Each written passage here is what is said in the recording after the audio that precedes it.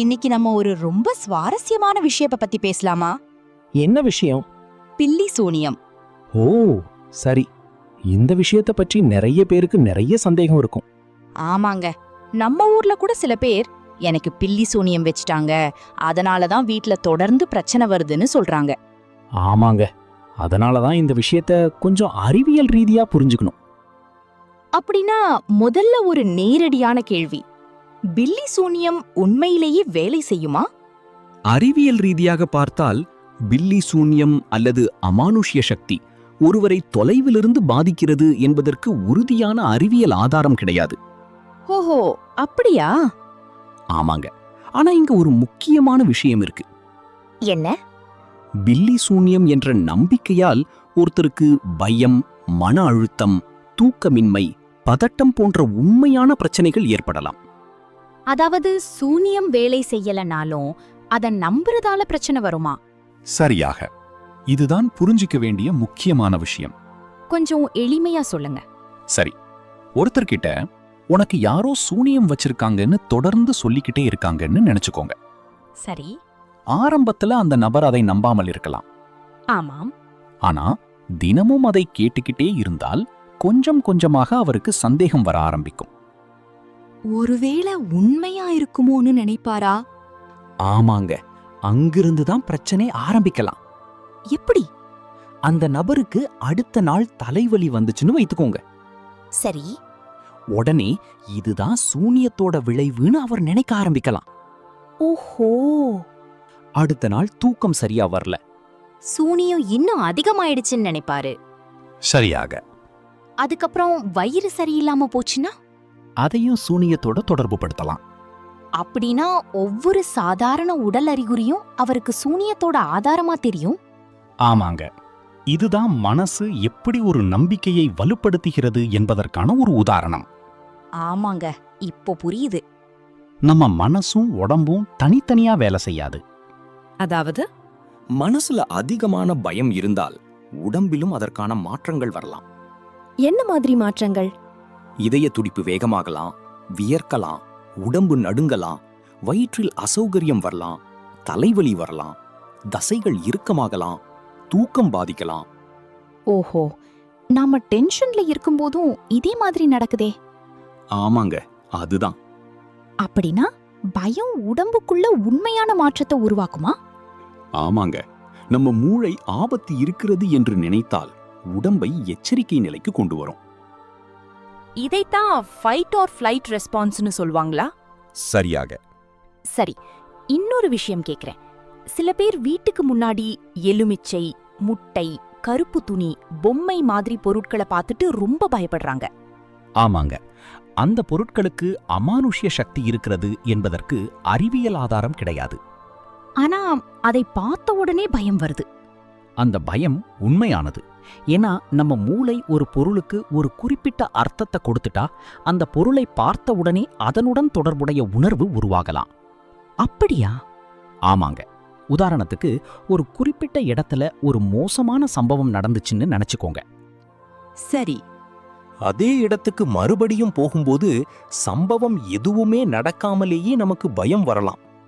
ஏன்னா அந்த இடத்த நம்ம மூளை ஏற்கனவே ஆபத்தோட தொடர்பு படுத்திடுச்சு. அதுதான். ஓஹோ, நம்ம மூளை ரொம்ப சுவாரஸ்யமான விஷயம் பண்ணுது. ஆமாங்க, அதுவும் பயம் இருக்கும் நேரத்துல இன்னும் அதிகமா. சில பேர் இரவு நேரத்துல வீட்டுல சத்தம் கேக்குது, யாரோ நடக்கிற மாதிரி இருக்கு, யாரோ அழைக்கிற மாதிரி இருக்கு என்று சொல்றாங்க. அதுக்கு முதல்ல சாதாரண காரணங்களை பார்க்கணும். என்ன மாதிரி? காற்று, மரக்கிளைகள், வீட்டோட கட்டமைப்பு, குழாய்களில் ஏற்படும் சத்தம், எலி அல்லது வேறு உயிரினங்கள், மின்சார சாதனங்களின் சத்தம், நிறைய காரணங்கள் இருக்கலாம். ஆனா இருட்டுல சத்தம் கேட்டா நமக்கு ரொம்ப பயமா இருக்கும். அது உண்மை. ஏன்? இருட்டுல நமக்கு கிடைக்கிற தகவல்கள் குறைவாக இருக்கும். அப்போ நம்ம மூளை கிடைக்கிற சின்ன சின்ன தகவல்களிலிருந்து ஒரு முழு கதையை உருவாக்க முயற்சி செய்யும். அதனால்தான் இருட்டுல தொங்குற துணி கூட மனித உருவம் மாதிரி தெரியும் போல. ஆமாங்க, இத பேட்டர்ன் ரெகக்னிஷன் என்று சொல்லலாம். அதாவது இல்லாத உருவத்தையும் நம்ம மூளை இருப்பது மாதிரி புரிஞ்சுக்குமா? சில சூழ்நிலைகளில் ஆமாங்க. குறிப்பாக பயம் அதிகமாயிருந்தா? சரியாக. சரி, இன்னொரு முக்கியமான விஷயம். எனக்கு சூனியம் வச்சதிலிருந்து தொடர்ந்து கெட்ட விஷயங்கள் தான் நடக்குதுன்னு சிலர் சொல்றாங்க. அதுக்கு சைக்காலஜியில ஒரு முக்கியமான கான்செப்ட் இருக்கு. என்ன கான்செப்ட்? கன்ஃபர்மேஷன் பயஸ். அது என்ன? நம்ம மனசு ஏற்கனவே ஒரு விஷயத்தை நம்ப ஆரம்பிச்சிட்டா அந்த நம்பிக்கையை உறுதிப்படுத்துற தகவல்களை மட்டும் அதிகமா கவனிக்க ஆரம்பிக்கும். ஒரு உதாரணம் சொல்லுங்க. ஒருத்தர் எனக்கு சூனியம் வச்சிருக்காங்கன்னு நம்புறாருன்னு வைத்துக்கோங்க. சரி. ஒரு மாதத்துல அவருக்கு 10 நல்ல விஷயங்களும் 2 கெட்ட விஷயங்களும் நடந்திருக்கலாம். அப்போ அந்த 2 கெட்ட விஷயங்களைத்தான் அவர் நினைவில் வைத்துக்கொண்டு பாருங்க சூனியம் வேலை செய்கிறதுன்னு சொல்லலாம். நல்ல விஷயங்களை மறந்துடுவாரா? பெரும்பாலும் அவற்றுக்கு முக்கியத்துவம் குறைந்து போகலாம். ஓஹோ, இதுவும் நம்ம மனசோட ஒரு பயஸ் தானே? ஆமாங்க. சரி, இன்னொரு விஷயம். சிலர் உங்களுக்கு பெரிய சூனியம் இருக்கு, அத நான் மட்டும் எடுத்துட முடியும்னு சொல்லி பணம் கேக்குறாங்க. அதுலதான் மக்கள் ரொம்ப கவனமாக இருக்கணும். ஏன்? பயந்திருக்கிற ஒருத்தர்கிட்ட உங்களுக்கு ஆபத்து இருக்குன்னு சொன்னா அவர் உடனே அதை நம்ப வாய்ப்பு அதிகம். அப்புறம் பணம் கேட்பாங்க. ஆமாங்க, முதல்ல சின்ன தொகை, அப்புறம் இன்னொரு சடங்கு, அப்புறம் இன்னொரு பொருள், இப்படியே பணம் அதிகமாக செலவாகலாம். அச்சச்சோ. அதனால பயத்தை பயன்படுத்தி பணம் சம்பாதிக்க முயற்சி செய்பவர்களிடம் ரொம்ப எச்சரிக்கையாக இருக்கணும். சரி, ஆனா சிலர் சூனியம் எடுத்துட்டாங்க, அதுக்கப்புறம் எனக்கு நல்லா ஆயிடுச்சுன்னு சொல்றாங்க. அதுக்கும் பல விளக்கங்கள் இருக்கலாம். எப்படி? ஒருவர் பல நாட்களாக பயந்துகிட்டு இருந்தார். பின்னர் யாராவது அவரிடம் பேசி இப்போ எல்லாம் சரியாயிடும்னு நம்பிக்கை கொடுத்தார்கள் என்று வைத்துக்கோங்க. அவருடைய பயம் குறையலாம். ஆமாங்க, பயம் குறைந்ததும் தூக்கம் மேம்படலாம், உடல் பதட்டம் குறையலாம், சில அறிகுறிகளும் குறையலாம். அப்போ அவர் சூனியம் எடுத்துட்டாங்க, அதனாலதான் சரியாயிடுச்சுன்னு நினைக்கலாம். ஆமாங்க, ஆனால் உண்மையான காரணம் மன அழுத்தம் குறைந்ததா இருக்கலாம். ஓஹோ, இதுதான் பிளாசிபோ நோசிபோ மாதிரியான விஷயங்களோட தொடர்பா? சரியாக. குறிப்பாக நோசிபோ எஃபெக்ட் இந்த விஷயத்துல சுவாரஸ்யமானது. நோசிபோ எஃபெக்ட்னா என்ன? ஒரு விஷயம் நமக்கு தீங்கு செய்யும் என்று நாம எதிர்பார்க்கும்போது அந்த எதிர்பார்ப்பே சில எதிர்மறை அறிகுறிகளை அதிகரிக்கலாம். அப்படின்னா இதனால் உனக்கு பாதிப்பு வரும்னு தொடர்ந்து சொன்னாலே அந்த நபருக்கு உண்மையான அசௌகரியம் வர வாய்ப்பிருக்கா? ஆமாங்க. அப்படின்னா மனச பயமுறுத்துற வார்த்தைகளுக்கும் ஒரு தாக்கம் இருக்கலாம். நிச்சயமாக. சரி, அப்போ ஒருத்தருக்கு உண்மையிலேயே உடம்பு சரியில்லாம போச்சுன்னா என்ன செய்யணும்? முதல்ல மருத்துவரை அணுகணும். சூனியம் என்று நினைக்க கூடாதா? ஆதாரம் இல்லாமல் அப்படி முடிவு செய்யக்கூடாது. ஏ? உடம்பு சரியில்லாம இருப்பதற்கு பல மருத்துவ காரணங்கள் இருக்கலாம். இன்ஃபெக்ஷன், தூக்கமின்மை, ஸ்ட்ரெஸ், உணவு பழக்கம், பிளட் பிரஷர், பிளட் சுகர், மருந்துகளின் பக்க விளைவுகள், இப்படி நிறைய காரணங்கள் இருக்கலாம். சரி, மனசு சம்பந்தமான பிரச்சனைனா? தொடர்ந்து பயம், பதட்டம், தூக்கமின்மை, சந்தேகம் அல்லது அச்சம் வாழ்க்கையை பாதிக்க ஆரம்பித்தால் தகுதியான மனநல நிபுணரை அணுகலாம். ஆமாங்க, அதாவது உடம்புக்கு மருத்துவர், மனசுக்கு சரியான நிபுணர். அதுதான் சரியான அணுகுமுறை. ஒரு கேள்வி, நம்ம பாரம்பரிய நம்பிக்கைகளை எல்லாம் தவறுன்னு சொல்லணுமா? அவசியமில்லை. அப்படின்னா ஒருவருடைய கலாச்சார நம்பிக்கைகளை மதிக்கலாம். ஆனால் உடல் நலம், மனநலம், பணம் போன்ற முக்கியமான விஷயங்களில் முடிவெடுக்கும்போது ஆதாரத்தையும் அறிவியலையும் பார்க்கணும். சூப்பர். அதாவது நம்பிக்கை வேற, ஆதாரம் வேற. ஆமாங்க. ஒரு தனிப்பட்ட அனுபவம் உண்மையா இருக்கலாம், ஆனா அந்த அனுபவத்துக்கு காரணம் என்ன என்பதை அது மட்டும் நிரூபிக்காது. சரியாக சொன்னீங்க. அப்படின்னா அறிவியல் முதல்ல என்ன கேக்கும்? இதுக்கு வேறு காரணங்கள் இருக்க முடியுமான்னு கேட்கும். ஓஹோ. அந்த ஒரு கேள்விதான் ரொம்ப முக்கியம். உதாரணத்துக்கு வீட்டுல தொடர்ந்து பிரச்சனை வருது. அப்போ முதல்ல குடும்ப பிரச்சனையா, பண நெருக்கடியா, வேலை பிரச்சனையா, தொடர்பு குறைபாடா, வேறு காரணமானு பார்க்கணும். உடம்பு சரியில்லையா? மருத்துவ காரணத்தை பார்க்கணும். தூக்கம் வரலையா? Stress, anxiety, life style, sleep habits போன்ற காரணங்களை பார்க்கணும். வீட்டுல சத்தம் கேட்கிறதா? இயற்கையான அல்லது தொழில்நுட்ப காரணங்களை முதல்ல பார்க்கணும். யாராவது பயமுறுத்துறாங்களா? அவர்களுடைய வார்த்தைகளை உடனே உண்மைன்னு எடுத்துக்க கூடாது. ஆமாங்க. ஆதாரம் இல்லாத விஷயத்துக்காக பெரிய அளவில் பணம் செலவு செய்யக்கூடாது. சரி.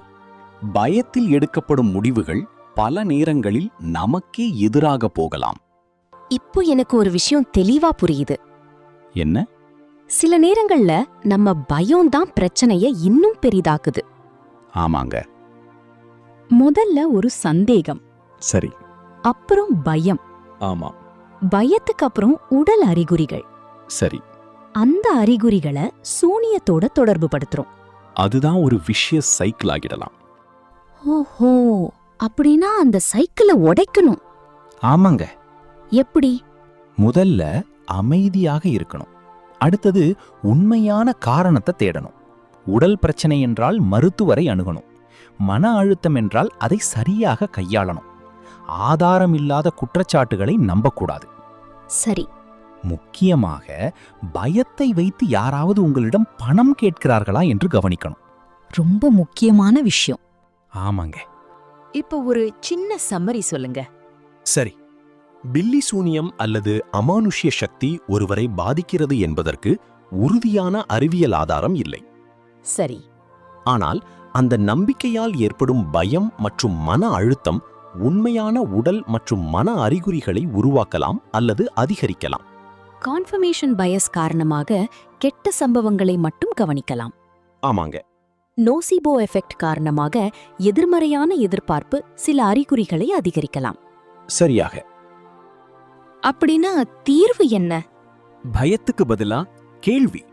ஆதாரமில்லாத நம்பிக்கைக்கு பதிலா ஆராய்ச்சி. ஆமாங்க. உடல்நல பிரச்சனைக்கு சரியான மருத்துவர். சரி. மனநல பிரச்சனைக்கு தகுதியான நிபுணர். அதுதான். அப்படின்னா ஒரு விஷயம் மட்டும் நினைவுல வச்சுக்கணும். என்ன? நமக்கு பயமாக இருக்கிறது என்பதாலேயே அது உண்மை என்று அர்த்தம் கிடையாது. 100%. ஓஹோ, இந்த ஒரு வரி ரொம்ப பவர்ஃபுல்லா இருக்கு. இன்னொரு வரியும் இருக்கு. என்ன? என்ன நடந்ததுன்னு மட்டும் கேட்காதீங்க, ஏன் நடந்ததுன்னு கேளுங்க. அருமை. அந்த ஏன் என்ற கேள்விதான் பல பயங்களுக்கு பின்னால் இருக்கும் உண்மையான காரணத்தை கண்டுபிடிக்க உதவும். சரி நண்பர்களே, பில்லி சூனியம் பற்றிய பயத்தை மட்டும் கேட்டு முடிவு செய்யாம அதன் பின்னால் இருக்கும் மனவியல் மற்றும் அறிவியல் காரணங்களையும் புரிஞ்சுக்கோங்க. பயப்படாதீங்க, கேள்வி கேளுங்க, ஆதாரத்தை பாருங்க, தேவையான நேரத்துல சரியான நிபுணரை அணுகுங்க. ஆமாங்க, ஒரு சம்பவம் நடந்த உடனே சூனியம்னு முடிவு செய்யாம இதுக்கு வேறு காரணம் இருக்குமான்னு முதல்ல யோசிங்க. அதுதான் அறிவியல் சிந்தனை. சரி, இன்னொரு சுவாரஸ்யமான விஷயத்தோட அடுத்த வீடியோல சந்திப்போம். கண்டிப்பா. ஓகே, பாய். பாய்.